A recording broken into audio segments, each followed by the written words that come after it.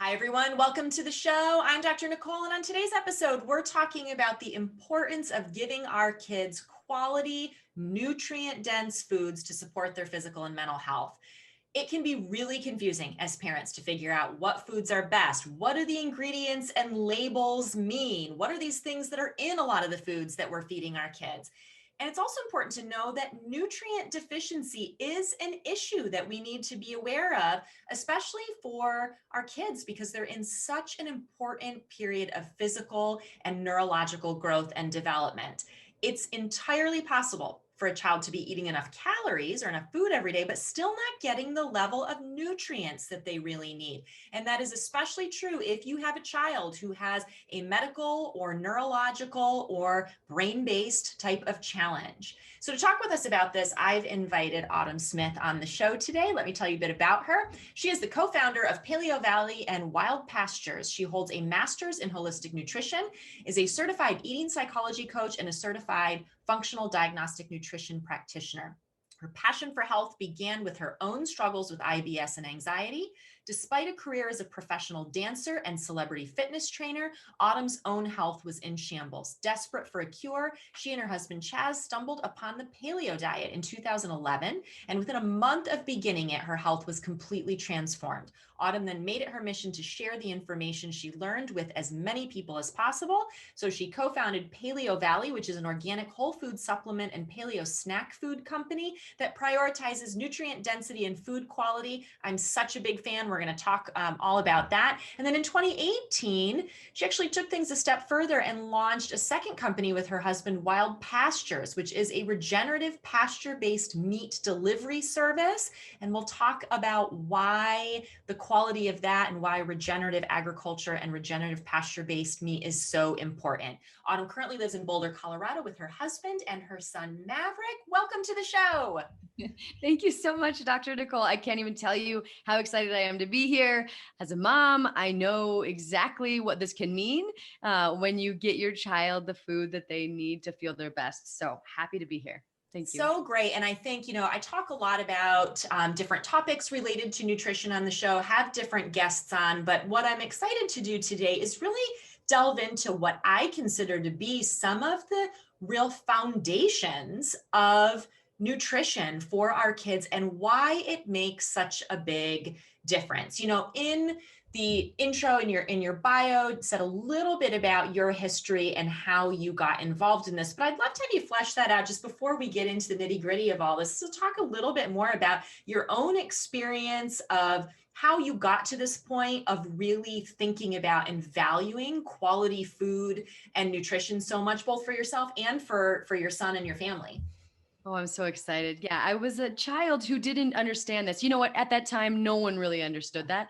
And like you said, I grew up as a ballerina and we learned some pretty bad habits around diet that it's a calorie is a calorie. And if you manage your weight, then that means you're healthy. And so my young brain decided, wow, if all calories are equal, I'm just going to have a lot of candy and a lot of soda. And now my mom, she tried to intervene, of course, but once I was of the age, I could go to the store by myself and, before school. So basically, I was nutrient deficient. And because of that, I started having digestive issues, not only nutrient deficient, but I was eating a lot of inflammatory foods. Yeah. And then that kind of escalated. We now know there's this profound connection between our gut and our brain.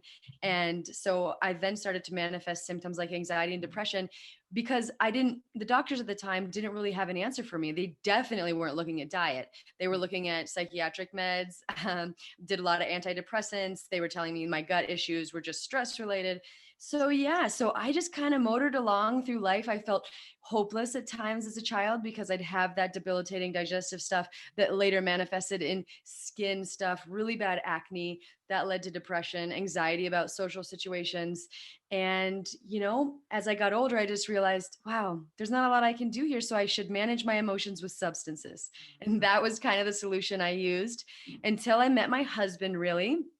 Luckily, I was able to still maintain a career as a professional dancer. I was smoking, doing all of the terrible things, and a professional fitness trainer. I was a celebrity fitness trainer. I looked fit, but I was so far from well, it wasn't even funny. And so when someone got close enough to really get a good look at what my life looked like on a daily basis, my husband started to say, wow, you're suffering. You're suffering, and we're going to change this. So he took it upon himself, because the doctors down in Los Angeles at the time still didn't have an answer for me. This was back in 2010.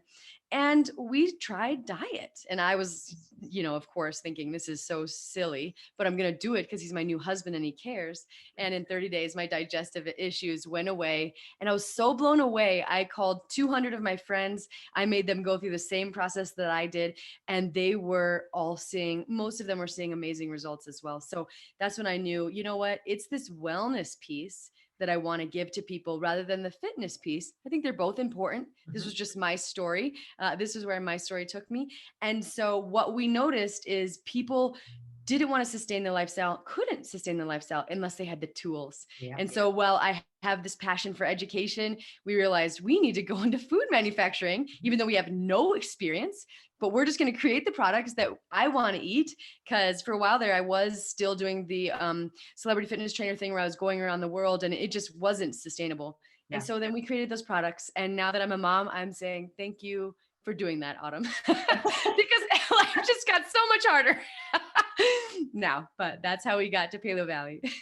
I love it. And, the convenience piece, the sustainability piece is so important. It's such a barrier that so many parents, bring up when we start talking about what it would look like to eat a more nutrient dense diet, what it would look like to radically change their child's diet, particularly if they're a kid who's got a lot of, physiological and neurological things going on. And the first thing is like, oh my gosh, I can't do this. What are we going to eat? And so I think, the providing the resources, not only, the education pieces, but also like, here's actual convenient quality food that you can eat. It's so huge. And, going back to your story, it would be so nice to think that, oh, that was back in, 2010, 2011, things have changed so much now. And sadly, they have not. I mean, the reality is, whether it's an adult going in for their own issues or a parent bringing their child in for, a mental health or behavioral or,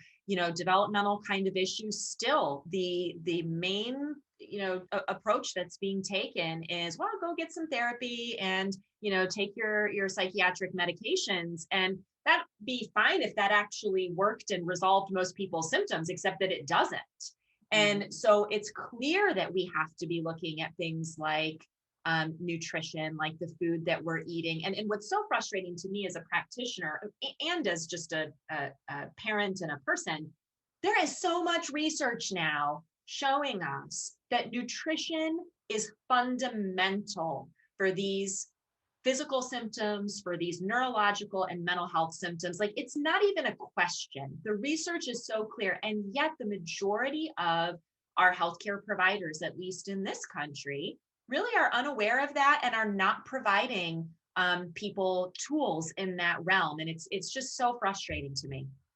Absolutely. They say it takes 15 years for information to trickle down from the research into private practice. And like you said, like moms, our heads are kind of like, sometimes we're drowning. We're just barely keeping ourselves above water. I think a lot of times that's what our doctors are doing. They're just so inundated and they just have this one kind of script that they're used to, and they don't have time to read through the research. But that's why I'm excited, because people like I do and you do, and then we can help the parents feel empowered around that. But yeah, I'm really glad, because I was that kid who was on an endless stream of psychiatric meds. My head would be on the desk. I remember barely being able to stay awake at school, or the other ones, I felt like I had one thought an hour. Like I was just like, I was gone, and it just didn't work for me. And that's so often what parents report, and actually what kids, who can communicate about that, what they will report. It's like, yeah, I might be sitting still longer, but my brain is not working. Or yeah, I'm not feeling depressed or anxious anymore. I'm not feeling anything. I'm just sort of there and I'm numb. And that, that sort of trying to think through mud, that having one thought an hour, it's like these things, they take a toll for most kids. And the thing that's so important for families to understand is that we have alternative, high quality, effective, research-based options, many of which fall in the realm of nutrition. And that's the message that I'm so passionate about people in the mainstream public understanding. Yeah, absolutely. You're like, before when I was younger, we didn't have it. Now we do. And it's really exciting. I have a kid. I have a kindergarten pod out here. I work with kids. So yeah. And the difference can be dramatic with really simple changes. That's why I know parents sometimes feel overwhelmed. Like couldn't possibly, but just know there's just simple, like 3 simple steps you can take and it'll make a dramatic difference. So let's talk about this issue of nutrient deficiency, because so often I'll have, parents come into the clinic and they'll be like, yeah, my kid eats fine. Like I'm not concerned about he eats enough food, whatever. And then when we actually start delving into what the child is eating, it's like, yeah, they're eating enough food. So physically they're growing, their pediatrician is tracking their growth on the growth chart and going, yup, still growing, doing fine. And yet there are all of these signs and symptoms that point to these nutrient deficiencies. So let's dive into that a bit. Yeah, that's a wonderful place to start. And like you said, calories need to be high quality. Just because you're eating calories doesn't mean that your body's getting the nutrients it needs. And guess what? When you don't have vitamin A or your omega-3 fatty acids or your zinc and your iron, these are not negotiables. If you don't have these, processes do not occur. And a lot of times our brain is the biggest organ to suffer, right? Because it requires like 30% of our energy. And so when it is negatively impacted, it's a big end result. And so what I like to do is remember when I found the paleo diet, I could not believe that I could eat a diet that was going to sustain me without bread, without refined carbohydrates. And guess what? In America, we have been led to believe, we had been marketed to, to think that we need these refined carbohydrates and other processed foods, and that they're just part of a normal life. But the thing is, if you look, and when I work with kids and I bring their diets in and I have them write 3 days of their diet down, that's where I always have all parents start. And this is not a shamey thing. It's just like, let's drop a pin. We don't know where we're going unless we know where we're at. And I will see that the majority of their calories are coming from refined carbohydrates, breads, cookies, cakes, crackers. And these are again made from gluten, wheat, corn, all of these staple crops that are subsidized today, but they're not going to contain the more nutrient dense foods like seafood or organ meats. Actually, the most important foods, they did a study in 2018 for the prevention of mental health issues, are organ meats. No one's eating them. I'm going to tell you a simple way you can do it. Clams, mussels, goat, tuna, and then your greens, like your turnip, or I'm sorry, your Swiss chard, your mustard greens, your watercress, and then things like your cruciferous vegetables, your broccoli, your cabbage, all of those. And so we need to crowd out just the processed foods. It doesn't mean you need to do it right away or all the time, totally do it. You can just do it in stages, right? Just one snack, one meal a day. But yeah, when we don't eat those nutrient dense foods and we're just eating the overly processed foods, our children are going to suffer. Our brains are going to suffer, and we do not need them. That was my big hang up. Like, oh, but I need this stuff. I need all of these calories and all these carbohydrates, but you don't. I'm not saying you don't need any, but you definitely don't need the refined ones. It's so true. Really the 2 food groups that there are the 2 types of foods that show up in kids' food diaries, almost without fail are the processed refined carbohydrates, as you mentioned, and cow's milk dairy products. So, we see the pizzas, we see the hot dogs, we see the macaroni and cheese, we see the high sugar yogurts, all of those things. And it's so important for parents to understand that, yes, your child can live on those. Clearly, like your kid can live and physically grow on those. However, if we are really invested in getting to the root of why a child might be having struggles with anxiety, with mood regulation, with behavior regulation, with focus and attention, with, all of those kinds of things, we've got to be looking at what is actually in those foods they're eating that is usable by their brain. As you mentioned, all of those key nutrients, those processed refined kinds of products don't have those nutrients. So yeah, you're giving the body the basic building blocks to function and grow, but you're not giving those micronutrients that are needed for all those processes in the brain. And I think that's the piece that so many parents are missing, the connection there, between, what is in the food and what the brain can actually use to function. Absolutely. Absolutely. And a little exercise I love to have people do is there's a software called Chronometer. Have you heard of it? Yes, I use Chronometer. Sure. Yeah. So you just go and you just take 3 days out of your life, everything that goes into your mouth, you just write it down in your child's mouth. And that software tells you where your nutrient gaps are essentially. And so, and making sure one small tip is like when you choose the entry, like say you're going to do a salad, sometimes it's better if you enter each food individually because sometimes those are incomplete and you won't always get a really accurate reading. But if you just do that, then you could say, oh, wow, like protein levels are really low. That's something I find all the time in kids. You know what? Oh, they don't need a lot of protein. They don't want to eat the protein. It's not that big a deal. Carbohydrates are great for kids. But yeah, like you're saying, carbohydrates, fats, high quality protein. These are absolutely essential for the little developing brains. And so if you're seeing, oh, whoops, it is a predominantly refined carbohydrate or sugar diet, like you said, sugar is hidden in all the kids' foods and it makes me crazy. It makes me crazy. Yeah. You just like going to the soccer games and like after the game, like literally there are no snacks for kids that don't have sugar. And that is why we are actually moving into the child space because we're like, this is a travesty and we really have to. And another thing I like to have parents just do is go ahead and one day out of the week or one day just write down everything your child eats, how much sugar they're actually taking in a day. It's just an interesting exercise. And I think you'll be very surprised and it will definitely open your eyes to, oh my gosh, that yogurt has as much sugar as a candy bar. It is just like these little insights that can really kind of change and make your behavior change a lot easier. It's so true. And the thing about sugar for people to understand is it is devoid of nutrients. So yes, it gives you energy. I mean, your body uses it as energy. However, it literally does not have any of the nutrients that are needed for our brain and body to function. And when we look at the research on how much sugar is in a child's diet, it's often 3 or more times the amount that is recommended for kids. And so what's happening there is not only are you not getting nutrients in your kid from those foods, but also the fact that they're eating a lot of that is crowding out opportunities for them to, eat more nutrient dense food. So I just think it's so important. So often, especially when we're talking in the realm of maybe specific conditions like autism spectrum disorders or ADHD or bipolar, anxiety, whatever, that there's a lot of talk around specific kinds of protocols, elimination diets, all of those things. And those can and do play an important role for some kids, no doubt.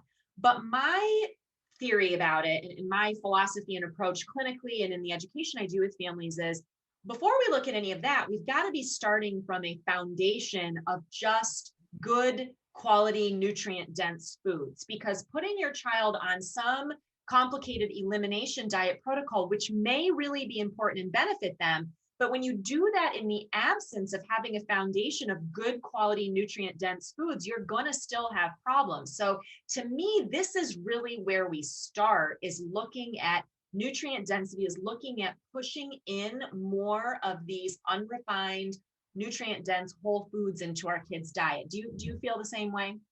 100%. And you'll know as a psychologist, when we're told that we can't have things, what do we want? That's all we want to eat. That thing.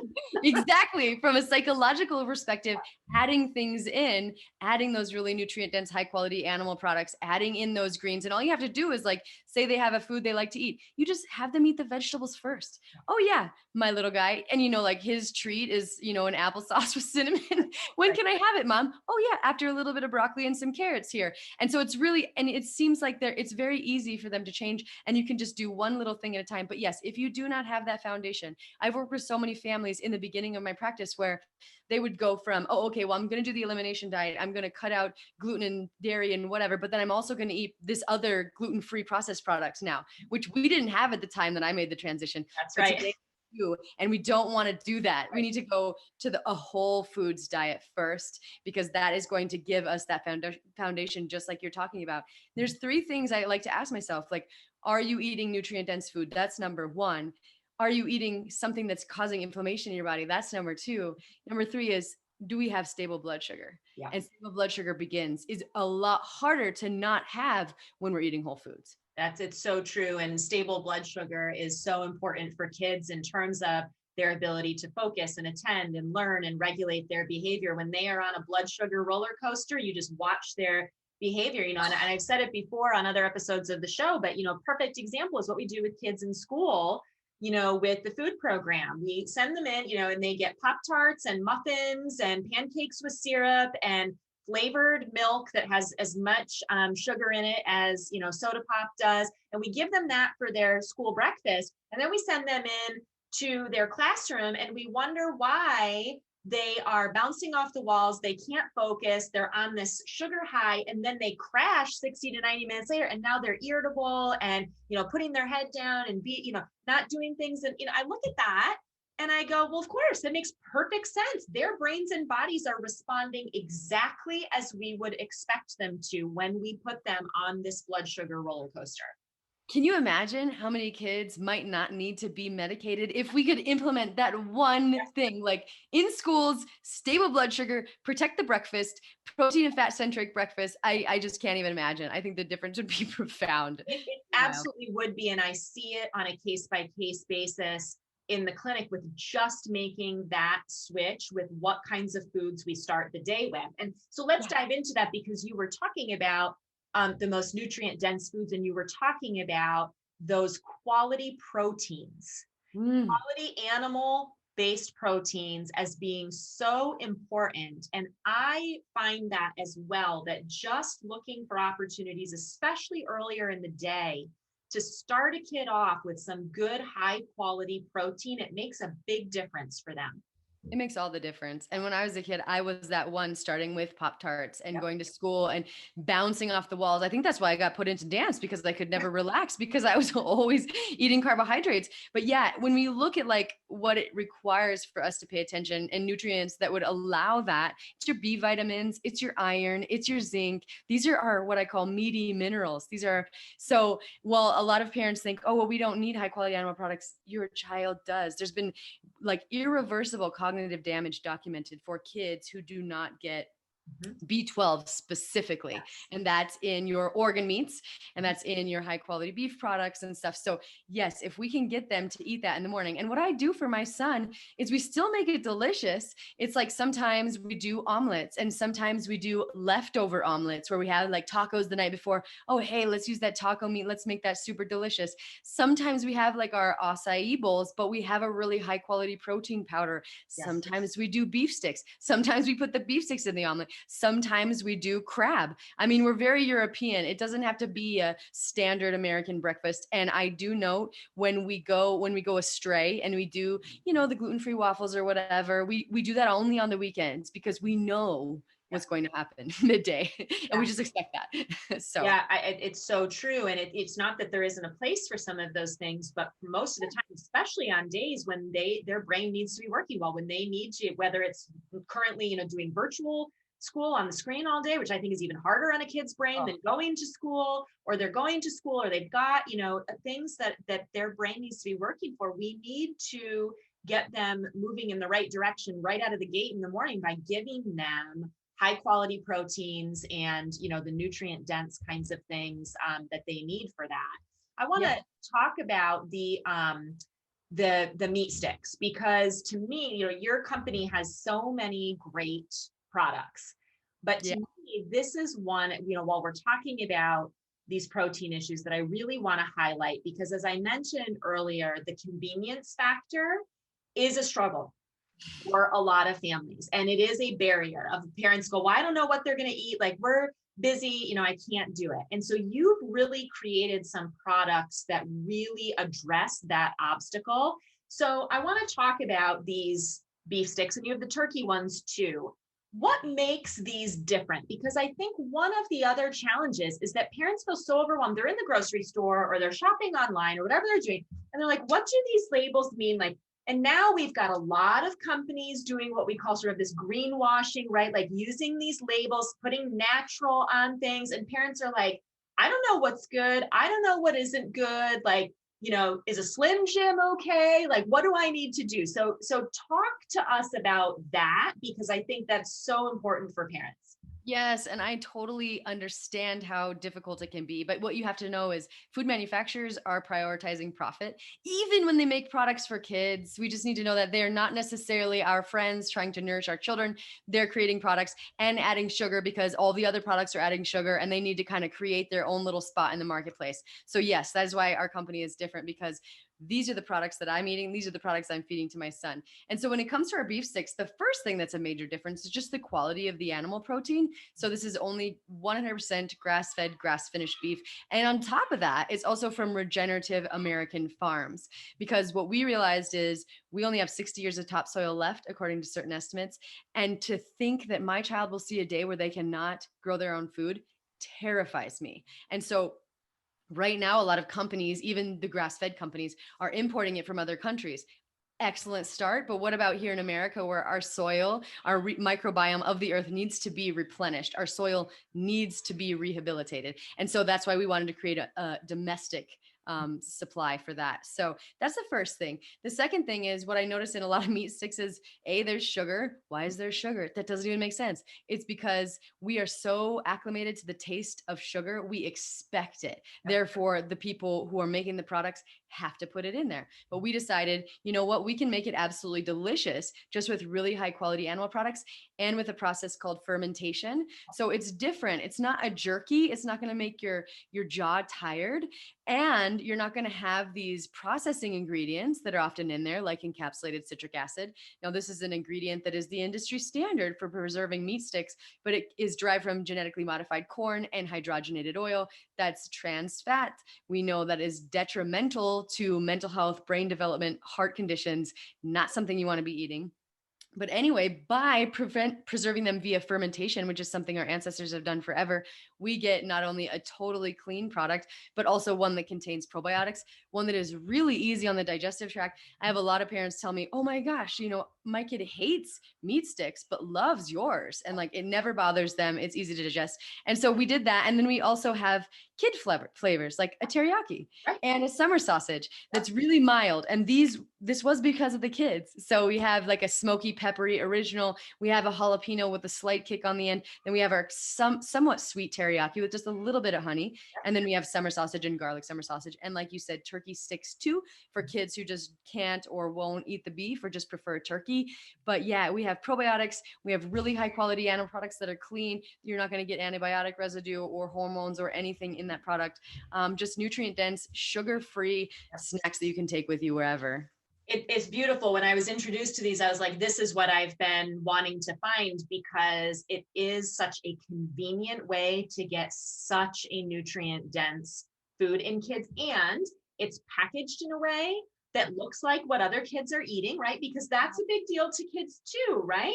They don't want to have their, steel containers with their homemade stuff when the other kids are eating packaged things that look cool. And so, we might not think about that as adults, but it's an issue for kids. And so this way they look like every other kid, and it's such a clean product. When I started looking at the ingredients, I'm like, yeah, we've got grass-fed beef, and everything that I read on any of the ingredients with your products, I know what it is. And that to me is a key thing for parents. Like, that's for all of you listening, a simple starting point is just, when I read the ingredients on a product, do I know what these things are? Or am I stumbling over these words? And I'm like, what is this? Like, I wouldn't have that in my kitchen. I have no idea what that is.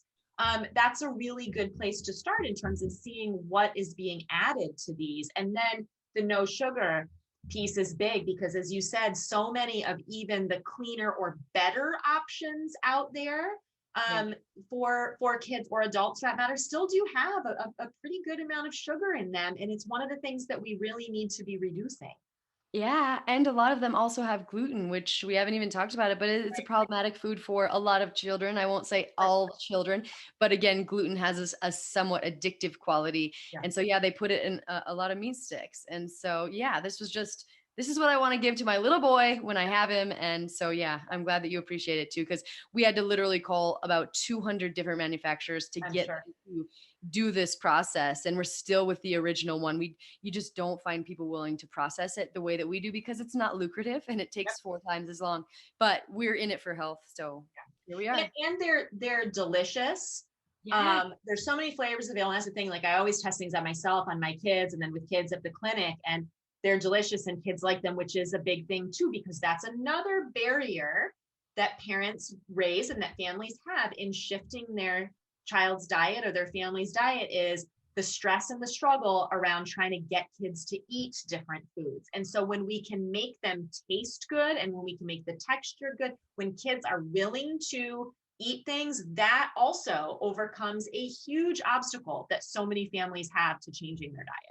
Absolutely. That's what I found with my little guy. He actually loves them, and we share them with his friends. And like you said, not all of his friends eat the way that he does, but when he can bring these and when they come over and they can actually enjoy them, and I'll just put them out and cut them up, and kids love them. So yeah, it is so convenient and just so helpful, because a lot of times he'll be like, oh, I want a snack. I want something else. And I'll just say, okay, just have a little protein, just have some beef stick first, stabilize that blood sugar. And if you teach kids about it, he now says, our cousin will go over and he'll be like, oh, you didn't have your protein first, or like your blood sugar is not going to be stable. It's so cute. He's only 6, but he's starting to understand the concept. And I think that's so empowering for our little ones. It absolutely is, for them to understand the connection between that, because so many kids, especially if they struggle with things, feel like they have no control over that.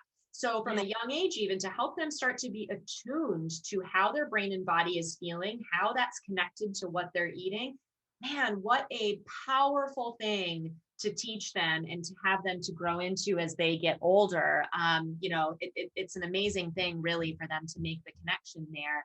I want to just circle back, because it occurs to me that some people may have some questions about this. You talked about the quality of the animals, the quality of the beef, that it's grass fed, that it's regenerative, the way that these are processed and raised. Talk to us a bit about why the quality of meat is important, because I think that's something a lot of people know. They're like, well, I go to the grocery store or whatever, and I get the meat that's there. And to be clear, I am all about, there are like good, better, best options. I don't think we always need to be in striving for the ideal by any way, shape, or form. I've been a mom for 21 years. You cannot shoot for ideal all the time, right? So there's certainly, are times and places for incorporating all different qualities of foods. And if somebody said to me, I only have access to what's at my grocery store, I will hands down say, please be feeding your child meats and things that you have access to. But that quality piece does make a difference. And I'd like for you to provide a little bit of education for our listeners around why that is. Yeah. And I just want to echo that too. Like, do the best you can. And yeah, if you can only afford conventional animal products and it's that or carbohydrates that have been processed, do the conventional animal products. Okay. And a lot of these trials that are seeing benefits of, fruits and vegetables and animal products, they're not always using the highest quality versions. There's still benefits, but yes, there's different grades. And what a lot of people don't understand is there's a different nutrient profile in animal products that are fed grain, because that's traditionally what are done. They eat grass for a long time for the first few months of their life, and then they're finished on grain because that makes them bigger. And we incentivize farmers and ranchers to make animals big rather than to make them healthy. Mm-hmm. So when they're getting that food, they change the omega-3 fatty acid ratio. Now we know in a lot of kids, omega-3 fatty acids are very, very important. If we have too many omega-6s and not enough omega-3s, which is very, very standard in America, we can create inflammation in the body. Okay. And so just having animal products that can help disrupt that imbalanced ratio and bring the omega-3 levels back up, that's really important. And that's what's going to happen with grass-fed beef, even in dairy. If you're into the dairy products, getting dairy that is grass-fed and pasture raised is ideal. Same in eggs. These eggs and pork and milk seem to be very, very different when they're from high quality, like grass-fed and pastured, versus conventional in terms of their nutrient quality. Beef is too, but not as appreciable a difference. So you're still going to have more vitamin A and vitamin E. But then some of the research is kind of all over the place. It kind of depends on the nutrient content of the soil where the animals are being raised. There's a lot of variables there. But also, something that's important is that you won't be exposed to hormones, pesticides, and antibiotics that are used in conventionally raised animals. Now, the thing is, they say, well, we're going to test all of our animals. They're, give a period of time where they're not going to receive antibiotics. Okay. And they do that. They have a withdrawal period, but there aren't parties that actually go in and test for that. Okay. And there's interesting research in animals that if you're exposed to even low levels of antibiotics, that can disrupt the gut microbiome, right? And that can lead to changes that won't be great for your health. Okay. Because we want that really diverse microbiome. And those little gut bugs, they impact our health in nearly every way. So avoiding those exposures is really important too. And then last is just environmentally, right? Like I said, 60 years of topsoil left, that is terrifying. And so if we continue with this industrial model, we're never going to solve that problem because these chemicals that we're using and the antibiotics and the CAFO systems pollute our environment, reduce the quality of our soil. They contribute to climate change. And as a result, our food supply gets less and less high quality. So when we can source from farmers who are doing these or resurrecting these old ancient principles, when we can just vote for them, we are actually contributing to a more nutrient dense and sustainable food supply. And there's an interesting research now that you can actually bring carbon out of the atmosphere and put it back underground, which is one of the main things we're trying to do with climate change, with regenerative beef.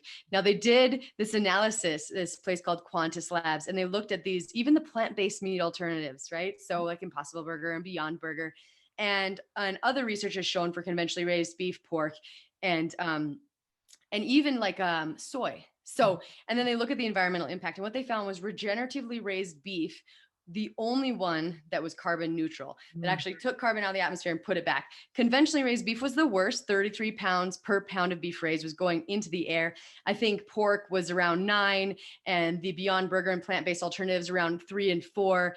But regeneratively raised beef was a very different story. So for the nutrient density, for the avoidance of the other things, the extras that are being put into our animal products, and for the environment and what that will mean for our future generations, I think it's really important. And knowing that greenwashing is a thing, even if it's grass-fed, I always like to get to know if you can go to your farmer's market, like do that and look them in the eye and ask them about their practices. And don't say, are they grass-fed? All cows are grass-fed. Say, were they ever fed grains? Do you use grains in your practices? And what does it look like on your farm with the chickens?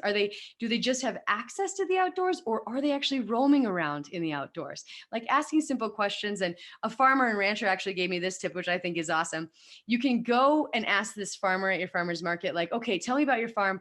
And then you can go onto Google Earth, and then you can look, like, what does it really look like there? And like, are there actually animals being rotationally grazed and all of these things? So yeah, there's many different levels, and I just hope you do the best that you can with the knowledge that you have and call it a day. Yeah, it's so important. And the saying comes to mind, we are what we ate, right? Like, so what are the animals that we're eating? We're also taking into our bodies what those animals ate. And so you really clearly talked about the difference between animals that, are finished on grain kinds of products versus, grass. And I think that especially for children, there's the nutrient density piece, just overall wanting foods that we put in our kids to be as nutrient dense as possible. But that omega piece is also so important, because omega-3 fatty acids are so critical for supporting developing brains. And especially if you have a child who is struggling with learning challenges, ADHD kinds of issues, autism spectrum disorder, mood issues, any of those things, the research is so clear that omega-3 fatty acids are critically important for that. And so if we can be feeding our kids animal products that shift that ratio and give them more of those omega-3s and less of the omega-6s, it's such a valuable thing. Yeah. And I just want to tell a quick story, because I have we have the sweetest pig farmer. And what he does is conventionally raised pork has this ratio of about 35 omega-6s to 1 omega-3. Now, we want ideally it to be 1 to 1.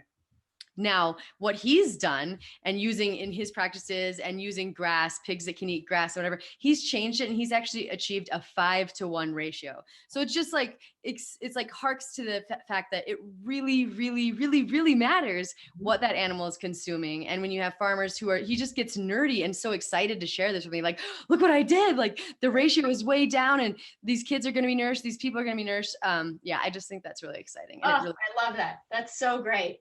So as we're wrapping up here, we've highlighted the beef sticks. We've talked about the turkey sticks. The other thing that I do want to highlight here, because you also, when you were talking about the most nutrient dense foods, you talked about greens. So just quickly, I want to touch on your greens powder, because I think so many parents don't even try to veer into the realm of getting their kids to eat more of these nutrient dense greens, let alone thinking about giving them a powder. Like, for lots of adults who have tried them, they're like, oh, I don't even like them. So just tell us briefly about your greens and how you did that differently, because I think it's important. Yeah, totally. So this is a greens powder. My son drinks it very regularly. He calls it his ninja juice. So I think the first thing is the way that you present it. Like, oh my gosh, we have this ninja juice and it makes you strong. And we always have him look at his muscles after he drinks it. Okay. So what we did differently is most greens powders on the market contain cereal grasses, right? So humans are not meant to digest grass. Now they don't contain cereal grasses like wheatgrass because they're really, really beneficial, but because they're very cheap. And so they often make up the bulk of the powder. And then they just do like these little dusting of these other nutrients. So we wanted to completely reverse that trend. And so what we did was we have 23 organic fruits and vegetables in the mix. And then we put high quality spirulina. Now spirulina is when you get the right quality, and I'll talk about what that means in a little bit, has so many different benefits for detoxification, actually for weight loss, weight maintenance. And in kids, it's been shown to help learn. And there's a study done and showed it affected their cognitive performance. And gram for gram, it is literally one of the most nutrient dense foods in the world, a great source of protein. So if they're really not into eating the animal protein first, hey, have a little bit of spirulina. You're going to get about a gram in a serving and it tastes delicious because there are no cereal grasses, which taste horrible. It actually has this like minty berry lemonade flavor. We added prebiotics. We have some enzymes. And so it's just a nice way to get them in there. Sometimes I give it to him and he just drinks it. Sometimes we put it in a smoothie. You can even bake it in. We have recipes that you put it in like little treats, like little no-bake cookies. So a really, really diverse way to get it into your diet, but my son really likes it. So hopefully it tastes good. And I think that's the thing I wanted to highlight. Some of those kinds of powders, the texture can be terrible and the taste is even worse. And that is a non-starter for most kids. And so I just want to highlight that, for parents now after this conversation who are really wanting some convenient, simple ways to get more nutrient dense things into their child's diet. Absolutely. The beef sticks, the turkey sticks, and absolutely the greens powder. And it does taste good. And a lot of kids here at the clinic and, my house will just drink it, like you said, mixed with water, but you can put it in a smoothie, lots of things. And we'll make sure in the show notes too, for the show, to put some of the links to those resources for the recipes and things for people who are interested in that. I would love that. And one other thing I want to say that has been really important for when my son is learning about food is that I never moralize it. And maybe your audience knows this, but I don't do good or bad food. I use strong food and sometimes food, right? So just because if you don't, then when they eat the bad food, or if they want to eat the bad food, they're going to think I'm a bad person because of the bad food. So I just always like to keep it really neutral. And there's one other product that we don't actually have in stock, but I want to tell people about, put it on their radar for later. Yes. It's been so helpful. And it's our organ complex. Yes. Good. So organ meats, literally, spirulina is up there, but organ meats are literally gram for gram, the most nutrient dense foods in the world. But who's eating them, right? I'm a holistic nutritionist. I can't even stand the taste. That's why we put them into capsules. Because we're talking about like liver and those kinds of things. Yeah. Kidney. Yeah. And they are literally powerhouse, especially for like vitamin B12, which is really important for our kids' brain development, vitamin A, which is really important for reproduction and in our immune system. So anyway, he just takes 2 capsules a day, my little guy. Yeah. And he has no idea. Poor thing. Before he could swallow pills, we would make him eat that. Like we'd make him drink it. But other parents have told me they just sprinkle it on eggs. Yeah. I think that's a better idea. Yes. So, you can sprinkle that on things and it's great. And it's the cleanest best product out there that I have found for the organ complex. And it's so valuable. And especially if you have a child who is struggling with physical health symptoms, who is struggling with brain-based kinds of issues, getting the nutrient density of that in them is so important. Oh yeah, I just wanted to say one really cool thing about that too. Iron issues is something we see with a lot of ADHD. And there was this really cool in 1934, three physicians actually won a Nobel Peace Prize for the finding that liver could cure anemia. And so when you're getting iron supplementation, it can be really difficult. It can create constipation. How much is too much? But when you could get it from food, it's often a very different story. And I've heard so many different miraculous recoveries from just getting liver. If you don't do the supplement, cool. Eat liver, grass-fed liver, not poor quality liver. And it's very helpful. That's right. And even just, starting with the beef sticks, doing high quality animal proteins will get you good source of iron in there too, just working more of those things in. And as we've said throughout the conversation, start where you can start. Yeah. Small shifts can make a big difference. You don't have to do everything all at once, but just this awareness of the importance of nutrient density, the importance of good quality protein, and working that into your child's diet where you can, such an important thing. It is. And we often try and reinforce it and make it fun. Keep it light, right? We don't need to be perfect. And sometimes we're not going to eat perfectly and it's cool. But if when he makes a good choice or she makes a good choice, you say, oh my gosh, I see that muscle. Is it bulging? Oh, I think you're even faster than you used to be. Or just like little playful things. It really helps reinforce that in a non-shamey, judgmental way. Absolutely. I so agree. And this has been just great. So many other things that we could talk about. But Autumn, thank you so much for being here and for creating Paleovalley and these amazing products. We'll have the links to those things with the show notes and even a special discount for all of you to be able to access to try these out for the first time. I highly recommend everything from Autumn and her company personally, professionally, can't recommend it enough. And you are just such a wealth of information. And so thank you, Autumn, for taking the time to be here with us today. Thank you. It's been such a pleasure. There's no topic more interesting to me. So I just appreciate the opportunity. Awesome. And thanks as always to all of you for being here and listening. We'll catch you back here next week for our next episode of the Better Behavior Show.